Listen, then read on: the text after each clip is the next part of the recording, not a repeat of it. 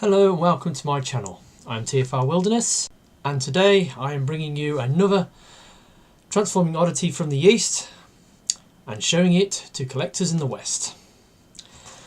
Right, today I have got a new figure from a brand new toy line, brand new franchise from Young Toys, the biggest selling toy manufacturer in Korea. And this new toy line they've brought out is called the Geo Mecha Beast Guardian, and they've just released this last week. Well, they've done some teaser adverts of the trailers and the toy line upcoming toys, and in the last couple of days they've just uploaded the first episode of the show onto their YouTube channel.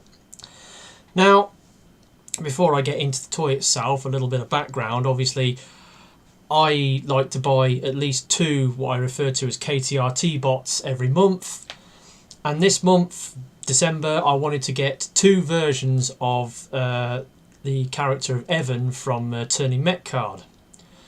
So I wanted to get the junior and the HG version. As it happens, I've got the junior version, and that was the last review that I did. The HG version, I was looking at one from a known eBay seller who I'm familiar with, and he was selling it for just under £40. That one got sold, and there was a couple of others for sale from different sellers. As it was December, I didn't want to have multiple packages from the East being shipped to the UK, getting close to Christmas. So I wanted to buy two toys from the same seller and get them shipped together. He sold his HG Evan, so I had to find something else of his to buy, and of course he had the all four of the Geo Mecha Beast Guardian toys in his inventory. So there was one in particular that I liked the look of, so I bought that, and that is the toy I'm going to be reviewing for you today. Now, I've had a bit of a play with it, and I've been watching reviews of the other characters from the show, and to be honest, I think I've bought the worst one out of the bunch. So without further ado, let me introduce you to Geo Mecha Beast Guardian 02 Caiman in his solid form. Now, in the show, on the instructions that you get with it, it refers to this as a solid form, and in the show there's this the secret launch base for these robots is in a dam, and all these pillars in the dam with these sort of doors at the top which open up, and they shoot these shapes out, like a hexagonal or pentagon or a octagon, and Caiman 02 is a hexagon. You see, he's got this shape, and it's just a hexagonal block that gets shot into the air. It transforms into the beast, and then it lands in the city and does battle with the bad guys. Anyway, in the show, it forms a perfect hexagonal shape. Now, you can probably see there's some slight problems with this. Look, it's got bits sticking out here, and it's got bits sticking out here. It's not a perfect hexagon. Now, if we turn it round, you see it's the beast mode scrunched up, and yeah, the other two characters that are out in the initial toy line, there's two more single characters, and then there's a third one which is a combiner, which is like three characters in one. You've got Kahn and Nash Horne. Kahn transforms into an elongated pentagon, and Nash Horne is an octagon. And their toys, they compress down into almost perfect, geometric shapes. But this one doesn't. It's got all these bits sticking out, and you look on the back of it, and it's just, the tails sticking out right there. So that's the first problem I have with this toy. They didn't take enough time to engineer the solid mode so that it fitted perfectly into the hexagonal shape. Minor gripe, you might seem. Yeah, I'll agree with that. It's a minor gripe. So anyway, so this thing gets gets launched out the thing and it transforms into a beast. So let's get onto that, shall we?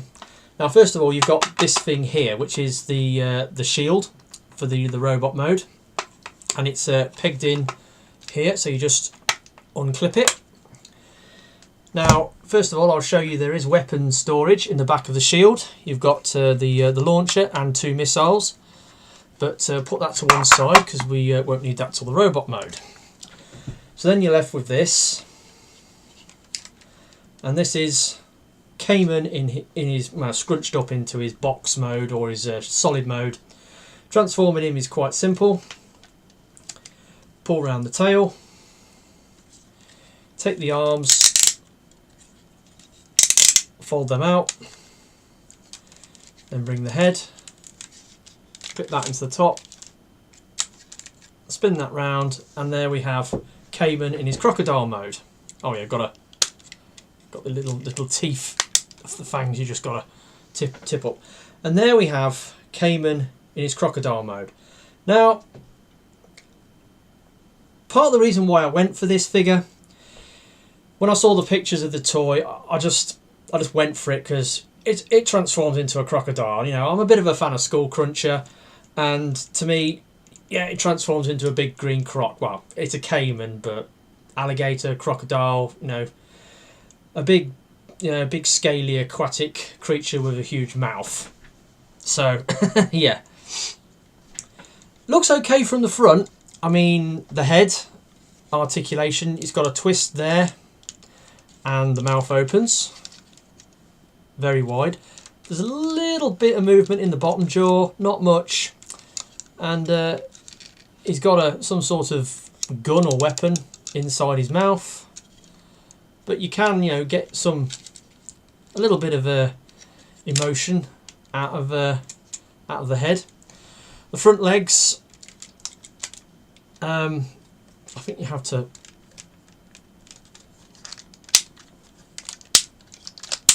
pull that back a bit actually. Front legs, they're on these very, very clicky joints here. So you've got that. You've got this that swivels that way, and then that goes out like that. So you can get some, you know, shots of him pawing at stuff. You can, on the front legs, you can do this. Put them down like that to give him a bit lower stance, or you know, a bit taller stance. But a bit limited to what you can do at the front end. And then the back end, you've got tank tracks. So he's a half track or a half croc, and they sit in flush with the body, and they don't do much. Now, in the first episode, there's a scene where they're fighting this big robot, and Caiman's moving around on the ground, and these separate and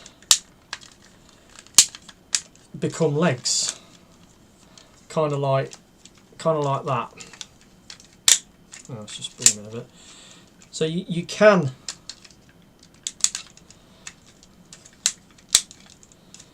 mess around with it a little bit and kind of get some back legs out of it.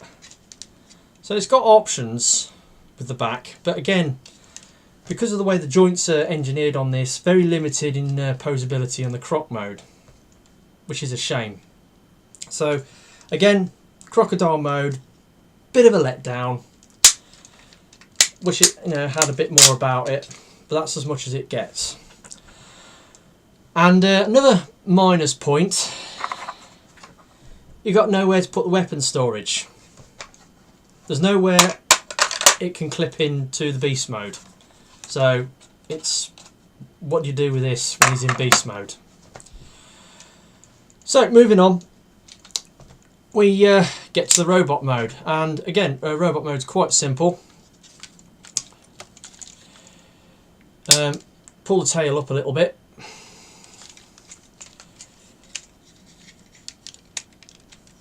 open the fangs, twizzle the head round,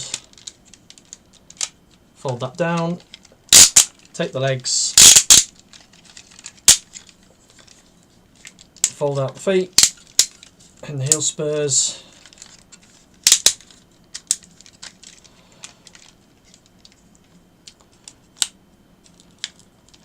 Twizzle that round, fold it down, bring up the head, and then finally the tail. You split it, and then the arms, straighten them out, fold them down, and then fold out the fists, and then rotate the arms, well, rotate the arms forward. And there we have Caiman in his robot mode, and he looks good. And I will admit that part of the reason why I bought this guy was because of the aesthetics. You know, I like the colours. He's got this really nice sort of leafy green colour with the, you know, striking white and the nice deep red. Very interesting aesthetic, good looking bot. And yeah, that was the main reason why I bought it, because of purely on colours and aesthetic grounds. But now that I've got the toy and I've played with it, it's got some shortcomings. Chief amongst which is articulation in the robot mode. Now, you know I have that title screen at the front of my videos. Well, in the title screen I take a picture of the robot in its alt mode generally, and the robot mode. And the robot mode, I like to try and get it in some kind of, you know, a dynamic pose for the photographs. Couldn't do it with this guy, and I'll tell you for why. He's got no knees. He's got hips that work great, nice ratchety hips, but it's got no knees. They're absolutely solid, and because of that you just can't pose the guy. Well, actually he has got this transformation joint, he can bend his knees like that, and because of that the only pose you can get him into is a sumo pose, is a sumo squat. That's the only pose, dynamic pose you can get him into, is a sumo squat. Top end, his arms are okay.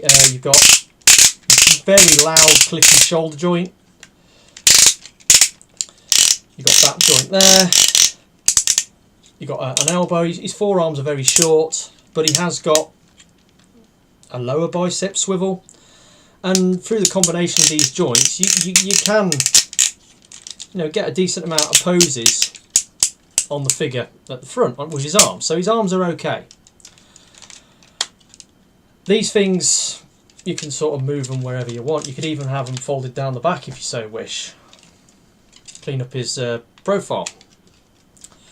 Another gripe I've got with this figure, the head doesn't move. I mean, you know, what is it with young toys? Why is it they insist on having fixed heads on their figures? I just don't get it. I mean, they could have engineered a rotational joint into the head. They could have put 5 swivels on this guy, and they could have, in my opinion, on these legs, they could have put a knee joint just above this joint, and they could have given him knees, but they didn't. And as a result of that, you can't pose the guy, which is a real shame. Now,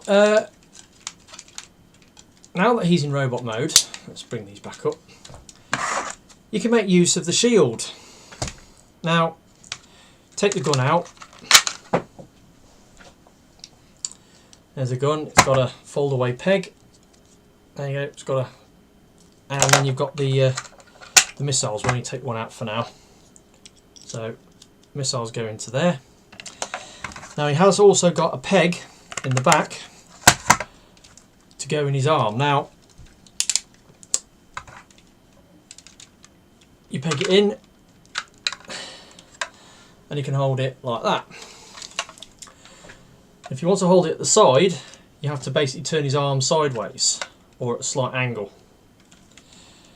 Kind of unusual way to hold the shield. It would have been better if he'd had a pegging point up the arm somewhere, but it is what it is. And also you notice the logo's like 90 degrees to the horizontal. Again, minor gripe. And then the gun. Now, as you can see on the gun, there's quite a lot behind the peg. It fit in his arm quite well. And it's a firing missile. And the missiles are kind of chunky, so you know you'll have a job to lose them if you shoot them. But as you can see, the firing mechanism is not particularly strong on these. It's fairly weak, doesn't go very far, and you get 2 missiles, and they've got storage in the shield, so that's good. But the gun, if you want to bring your arm down and you know, have it at right angles, it doesn't work. You have to sort of tilt the gun to the side, and it doesn't work. So if he's going to fire his gun, he has to have it either slightly bent or bolt straight. Again, minor quibble. So yeah, he's a disappointment. I had much higher expectations of this figure, to be honest. I expected more. It's a bit of a letdown, and I know this now looking at reviews of the other 2 figures, the Leo Kahn and Nash Horne. The engineering on those guys is amazing, especially Leo Kahn, the way he's got fully articulated legs, he's got 5 swivels, he's got knees. You know, and the way he folds up into his solid mode, it's got nothing sticking outside the profile of the shape that he forms. His shield plugs onto the side. In beast mode, in robot mode, you can plug the shield onto his back, and he's got it all going on. And Nash Horne's really chunky. Well, he's a big blue and white rhino thing, but he's really chunky. But again, he's got lots of engineering, lots of joints. And it works. It works for him. But this guy is just, why they didn't bother to put any, you know, extra engineering on this guy to make him more posable. I just don't understand. So this is the poor cousin of the other 2. Well, there is the combiner as well. Skyhawk, Sky Guardian, whatever it is. It's an eagle, a shark, and a bison. The shark and the bison form the legs. Then you have the white eagle that forms the torso and the upper arms. It's got lights and sounds. Probably won't go for that, even though I was kind of interested in it at first. But the transformation on the eagle mode is very lazy. It's just the arms just pegged under the wings, and it's like, well, surely they could have folded them into the body somehow. But this guy, oh dear, I'd hoped for better. He's a disappointment. He looks great, don't get me wrong. I love the look of the thing. But no head rotation, no knees. Those are things that could have been easily fixed and made this figure so much better in robot mode. So yeah. There is another little thing in this that about this whole Geo Mecha thing that gets me. After watching the first episode of the show, the fact that it says mecha in the name, mecha to me means a giant robot that has a human pilot, or a giant robot piloted by a human. That's my definition of the term mecha. But these guys, they're actually sentient robots, and so far, obviously, it's only the first episode, haven't seen a lot going on, though there is in the trailer, in the opening credits, the Leo Kahn, they have these kids that put on this armour, and then they control them, or they fight alongside them. And he was riding on the back of Leo Kahn. But you know, I expected these to be a bit like Zords from Power Rangers, where they have a cockpit inside. You know, the human gets inside and controls them from inside, but they don't. They're sentient robots. Admittedly, the human does the human does initiate the transformation. They do this super power move, and they shoot out a ball of light or a beam to the beast, and then it transforms into the robot, which is kind of like on Tobots, where they you know, in Tobots they got the toe key and they stuck it in and turned it, and that initiated the transformation. And in the Tobot Athlon, you know, the kids have to tell the robots when to transform. They have to do this stupid move with their arms, and then they go ahead and transform into robot mode. Kind of similar thing with these, but it's not really, they're not really mechas in my mind. I think using the term mecha maybe not quite right, but then again, had a look at the term mecha on the description for the term mecha online, and turns out it has a number of different meanings, one of which is, you know, a human controlled robot, and another is just a giant mechanical being with legs. So both works. So it's just a case of how you interpret the word, basically. I have one mean, to me it means one thing, and to other people it might mean something else. So yeah, another like minor gripe on this line, but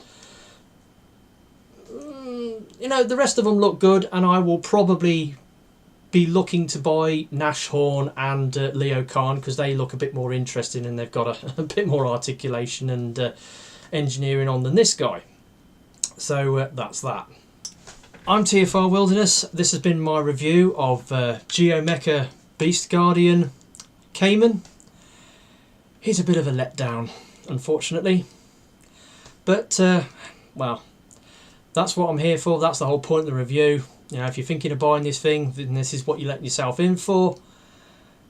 I know if you're a kid and you want to, you know, you get this, you know, you won't be bothered about the fact it's got no knees. You'll just play with it as this. You know, you just hold it like that and move its arms a little bit, and that'll be enough.